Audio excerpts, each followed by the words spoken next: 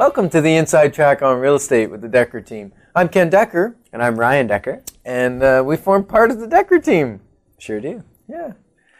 Welcome to the show. So Ryan, Yeah. you've got a great title for this show. I'm excited for today. All right, tell us your title of the show. Today we're going to be talking about how to become wealthy without quitting your job. Huh? Yeah. Right? So, how to become wealthy without quitting your job. Now, what's going through your head when I say that, Ken? Do I become wealthy by quitting my job? Well, some people do. Really? But we're not going to talk about that one today. Okay. We're going to talk about, just as the title says, how can you become wealthy and still have your job? Okay. Because a lot of people don't want to get rid of the job because it's their security, Yes. right? I mean, it gives food for the family and a roof over your head. So how do we... And significant sometimes. And yeah, significant. For the actual work that they accomplish. Yeah, there's a sense of accomplishment. Yeah, they're not just there for the money. They're there for a reason. Okay. So how do we keep that but not lose becoming wealthy? How do we get to do both? What is wealthy? That's a good question. So everyone's got a different definition, right? Okay. For someone it might be 10 million, someone else it might be 1 billion, someone else it might be 1 million, someone it might even be 100,000. And some people, wealthy, and this is partly my definition, when you have enough income coming in that you no longer need to work. So that's using the word wealthy In a financial situation. Because wealthy, Yeah. there are people that have no money. And they're very wealthy They're wealthy with God and their spirit. They trust in Him for everything. and their family. Yeah. And yeah. So, but today we're strictly talking about money wealth. Okay. Yeah. All right. And they say that if you have spare change in your pocket, spare change in a jar in your bedroom, and spare change in your ashtray, you're among the wealthiest in the world. Isn't that wild? That is wild. Okay. So you've got an interesting little chart you want to talk to people about. Which... So it's called the cash flow quadrants. And it's a Robert Kiyosaki. He, I don't know. Penned that he idea, penned I think. it, yeah. And it's brilliant. So there's 4 ways to make money is what he's getting at. 4 quadrants. 4 quadrants, yeah, that's right. So you can be employed. Which probably 80% of the population is employed, probably. Probably. Means they work for someone else. They go, they put in their time, and they get a certain amount of money for that time. Okay. Right? Which is the majority of us. The next quadrant is self-employed. Okay. So what do you call self-employed, Ken? Well, the difference between, I call it having a career, and the difference between a career and a job is an extra 20 hours a week. Okay. So Ken believes that if you work 20 extra hours, you might be self-employed. Yeah, might be. Okay. But I guess my definition would be you don't necessarily get paid for your time. You get paid for your results. So you're a contractor, you finish a bathroom, you get paid for that result. So you may have only spent 10 hours where someone else would have spent 20, but you're getting the same paycheck. Okay. Or you could be hourly and be self-employed. Yeah. Contracting yourself out to others, right? Yep. Okay.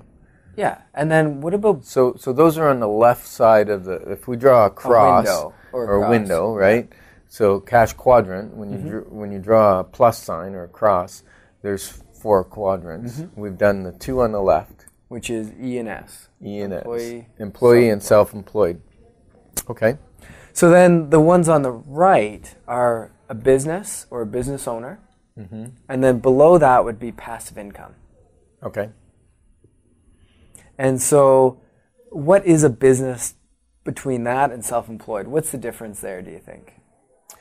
Well, I know. I know you know. Giving you the easy ones.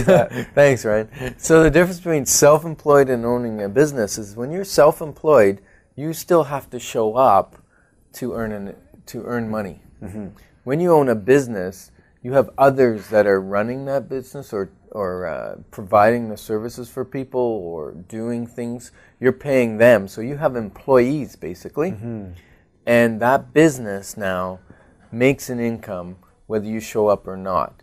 Now, typically, business owners still have a high-level kind of leadership role. Sometimes they have an active role in the what the company. employees are doing, whether it be servicing machinery or selling things or whatever. Quite often they still have a role, but they could not. They might be just strictly an owner. Now, what if someone has a couple employees, right? But if they left, the company would fall apart because they're the foundation of that company. Then they still really don't have a true business. A true business, you should be able to go away, 6 months, go on a 6-month missions trip, and when you come back, your bank account should have more money in it than when you left. Okay. Then you truly own a business. So self-employed, you can make more money once you leverage people, right? You hire employees, but it's still not a business, is what you're saying. Not until you can take you out of the business. Okay. Then it's a business. Great. And that doesn't, and like I said, doesn't mean you can't Do it. high level management. You pop in every once in a while, make sure your manager is still doing it. You might have to say you're a high level executive leaves your business. You may have to pop back in and do that role until you can hire the next executive to take your place again, and then you're back out of it. So it's not passive. Running a business, owning a business is typically not passive. There's some involvement. Okay. And now let's go to the fourth quadrant, the bottom right. It's passive income. Now, passive income to me is I don't have to do a lot of time on this. That's right. So it's pretty self-contained. It'll do its own thing. But I normally still manage it. Sometimes. I make sure it doesn't run away on Like me. if you have a pension, for instance, that becomes passive income. You don't have to manage it. Some other pension manager manages the funds in that, and you just get a check each month. I call it mailbox money. You go to the mailbox, you got money. It's awesome. Something like that. Profit share in our company, our profit share is totally passive. What else would be passive? Stocks, bonds, but those you should at least be looking at because you might have to move some stuff from time to time. My belief is if you don't understand what you're investing in, probably shouldn't be investing in it. Right. Okay. So what else is passive? Rental properties? Well, some Income people properties? would call that a business. Some would call it passive. Okay. Because there's a bit of management. Usually you still do your own property managing when you only have a few. You got to make sure the sinks aren't clogged, whatever. However, you can hire a property manager to do all that for you. And then it really does become passive. You just need to look in every once in a while, make sure the roof's still intact or whatever. It's pretty high level at that point. Right. Okay. Cool. So where are all the people, percentage-wise? You said 80% are employed. That was roughly? a good guess. Okay, so... But probably the absolute majority are employed and self-employed. Okay. And business owners and passive income, some people dabble here, right? Yeah, they'll dabble. They'll start a network marketing kind of thing and say they own a business. They really don't. Although network marketing can move to the passive position. If it gets big enough. Right. So there's a little bit on that side. But these are typically people that own bigger companies, more established companies that have been around for a while. And then people dabble, they have some RSPs or that kind of thing. But when we're talking about passive income and someone being in that quadrant, we're talking about someone that's amassed enough assets that quadrant takes care of all their needs. So they're not still working, they're not owning a business, they're not self-employed. They have enough passive stuff that meets all their needs. They're basically out of the rat race, right? Okay. And that's what we're talking about today, right? How to become wealthy without quitting your job. And then once you get to that wealthy, you can decide to keep your job or quit, whatever you want. Because working because you like what you do instead of working because you need the money, that's a big shift for a lot of people. And that's an awesome place to be. So, Ken, if 80% of people are employed and self-employed, 20% of people are business owners and passive income. Yeah, and it's probably even closer to 90-10. 90-10. But okay, we'll go with your 80-20. Okay. That's fine. Where would the wealth be? Where would all the money be? Well, most of the money, 80% of the money is on the business and the passive income side. So you're saying that 20% of the people, at least, it's maybe even more like 10%, have 80% of the wealth. Yes. Okay. Absolutely. Now, there was he an inventor, Pareto? Pareto law? was. Yeah, it's an Yeah. 80-20 rule. He studied things like plants and bean plants and all kinds of things. He noticed that 80% of his beans or peas came from 20% of his plants. And then he realized that those 20%, there was another 20% of the actual pods that had 80% of Of the peas the in them? peas in them. Oh, really? So it was like really 80-20. And we find it's actually more like 90-10 in our life now, or it could even be 5-95. Like, it's pretty drastic. Yeah. And if you start looking for this, it's everywhere.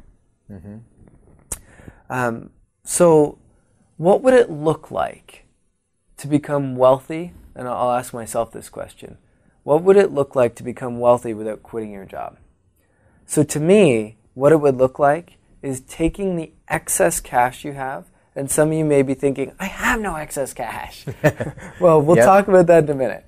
So you take your excess cash at the end of the week, at the end of the month, whatever it is for you, and you take that and you invest it into a business or a passive income. Yep. Can I interrupt you for a second? Yeah, please. Do you know why most people don't have any excess cash? Why do you think that is? Because they wait till the end of the month to invest it, like what you just said. The trick is, and it's not really a trick, it's just a discipline thing, is you invest first. Beautiful. Right? Invest first. Pay your, well, let me rephrase that. You're going to give first. You're going to invest first. Then you're going to pay your taxes. Then you're going to pay your bills. And then what's left, you can go to Tim Hortons or or anywhere else that you want to go to, Starbucks or restaurants or movies. You can blow it. It doesn't matter because you've got the other parts taken care of first. So if you're listening to this, this would be a time to stop your car, get off onto the shoulder, and write that down. What Ken just said is one of the main roadblocks to becoming wealthy is people don't do it first. So and they don't give first. Not all. Yeah. There's some that don't give first. So the Bible says give of your first fruits. Yeah. Okay? And that means give it first. And I've done some financial classes at church and different places, and some people have said to me, well, Ken, sometimes I'm putting my last $5 in the offering plate when it goes around on Sunday. And I said, God doesn't want your last $5. He wants your first $5. It's a heart issue. Yeah. Now it should be 10%. That's a kind of a biblical command in the Bible. And yet, it's a heart issue to give it first. And then that changes how you live on the rest and how you feel wealthy. Because you can feel wealthy. Someone can feel wealthy on a lot less money than what I earn, or a lot less money even than that person earns. Someone else can feel wealthy. It's being satisfied with what you've been given. And part of that is giving back the first fruits. Then you can feel wealthy with what you have left. Perfect. I love that. You like that? I do. Good. So, yeah. I mean, Ken was just I'm going to repeat that. Well, just a second. I'm going to just break for a second just to say that you are listening to the Inside Track on Real Estate with the Decker team. And it might seem funny because we're talking all about wealth building and being wealthy.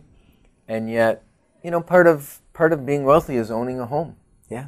That's they've done studies, and people that own their own house as opposed to rent typically have a significant amount more of net equity than people that don't own a house. And then the other part of that is investing in real estate and investing in some other really neat passive income streams we're going to talk about at the end of the show.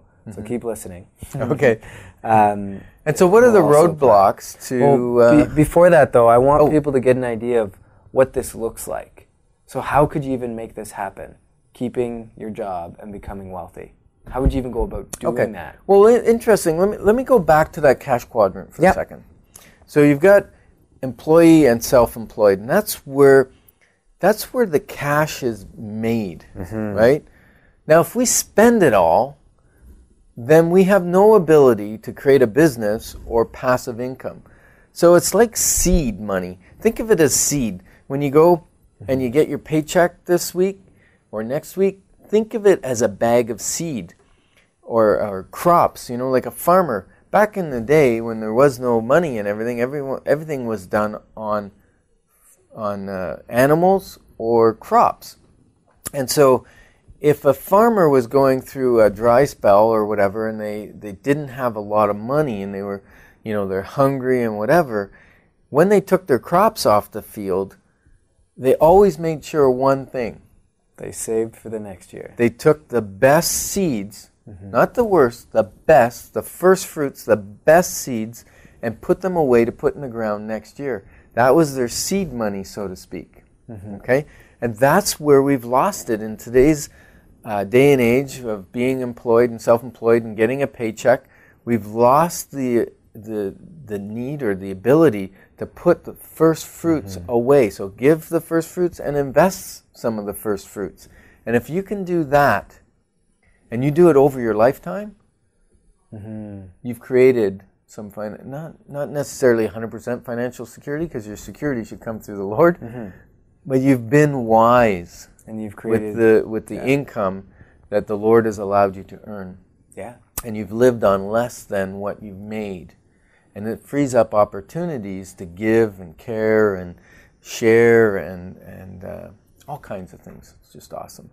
So that seed money, some of that's got to go into buying businesses or buying investments which create passive income. And you can, so what this would look like, because that's perfect, is you take that seed money and you buy some stuff. You get some other things going. When you say stuff, I mean stuff? Stocks, bonds, okay, because when people hear stuff, they think they're going to Stuff Mart. You're not going to Stuff Mart. You're buying some passive income or some businesses. Okay. And you're going to take, and that will earn you money. Right. It's your money making money. Your money making money. And then when you get that income, put stuff in the ground, right? To put a seed in the ground, they don't expect to get one seed. They expect to get 100-fold. If they put one kernel of corn in and it creates a stalk, right? There's 100-fold growth from that one seed. From the one seed. So you're taking that growth that you're now getting and you're reinvesting that back into the businesses, back into the passive. And so not only are you investing your seed money that you're getting from your job, you're now investing the seed money from your seed money. Right. So and so multiplying effect. So now you get the compounding effect that we hear about all the time. Perfect. So roadblocks, Ken. What's going to stop us from doing this? Number one thing. Selfishness. Selfishness. Lack of discipline to do it. So waiting to see if there's anything left to invest instead of doing it off the top. Yeah. And one main thing I would say is debt. Yep. If you've been undisciplined, if you've been spending what you didn't have, then the compound effect is working against you because you're paying interest on your debt, right? And until you get rid of your debt, you're going to have a really hard time moving forward. Okay. So to me, getting rid of your debt is like, that's a roadblock you got to crush fast, hard, quick. So then they should go and see More Than Enough folks. Yeah, More Than Enough. Go see them. Yeah. They'll help you with that. Next thing is no cash. People come to me all the time, well, I have no money. And what do we say about that? Go make some. Go make some, Go sell some of that stuff you bought at Stuff Mart. Go make some. Go sell some stuff you got. And do it first. Because if you do it first and you have nothing left over, it didn't matter because you did it first.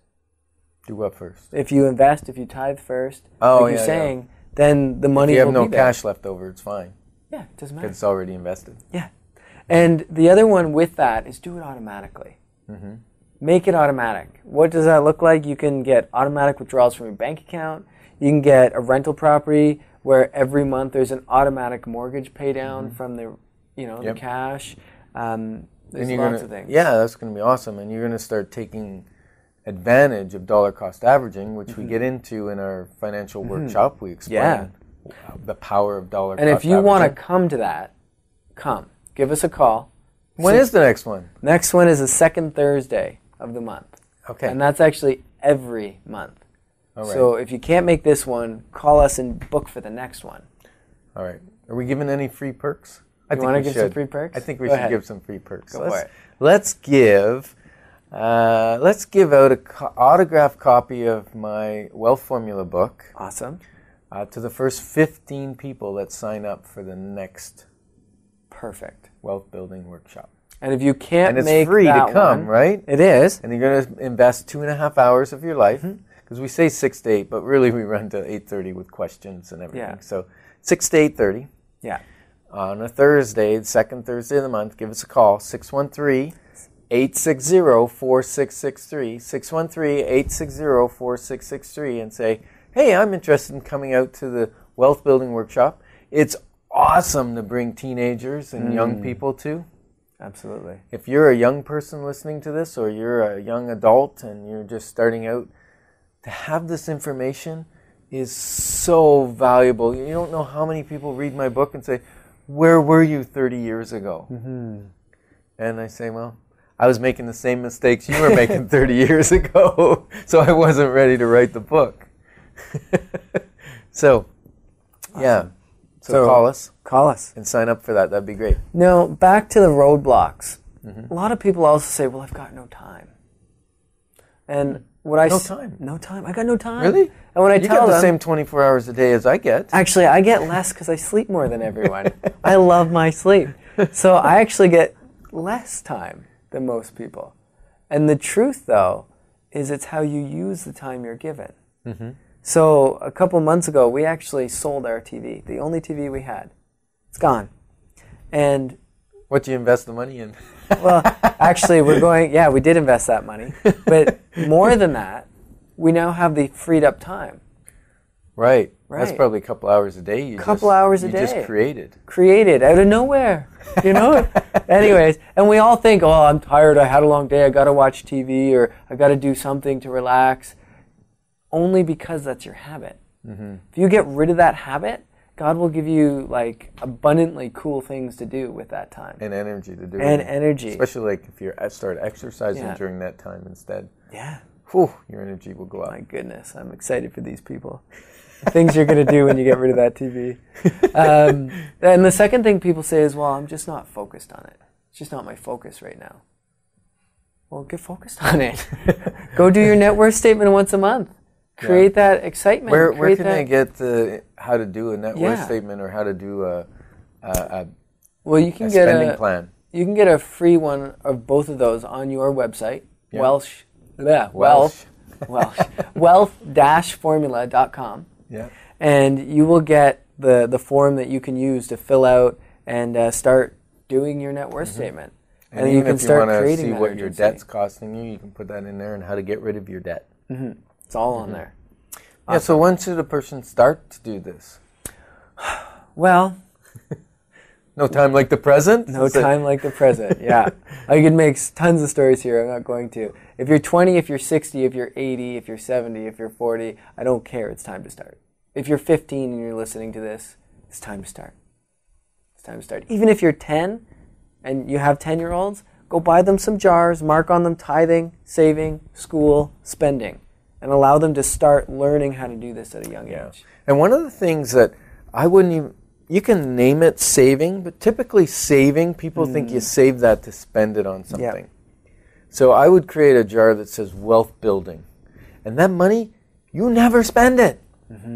It's the goose that will eventually lay the golden eggs for you, right? So that jar, the wealth building jar, the wealth building account, is designed never to be spent. That's the money the Bible talks about, that the wealth is to be passed to the sons of the sons, so from generation to generation. It's actually supposed to skip a generation, I think, because the wealth that you give your children is typically the wealth on how to build wealth. That knowledge is wealth. And then the money, by the time you die, your kids don't need the money because they've learned all the lessons from you. It's the grandchildren that will be able to utilize that money for building more wealth, advancing the kingdom, doing all kinds of great things. And when we get in this debt cycle, the advancement of the kingdom and the looking after the widows and the poor and the orphans is taken back. It's not being done by the Christians because we're in the world spending the money on the debt the same as everyone else in the world. Yeah. So, yeah, interesting. So how do we start? pay off the mortgage? Is that where we Yeah, want to so go? A lot of people think, hey, let's pay that mortgage off. Pay that mortgage. Yeah. You would be using this as a holding tank.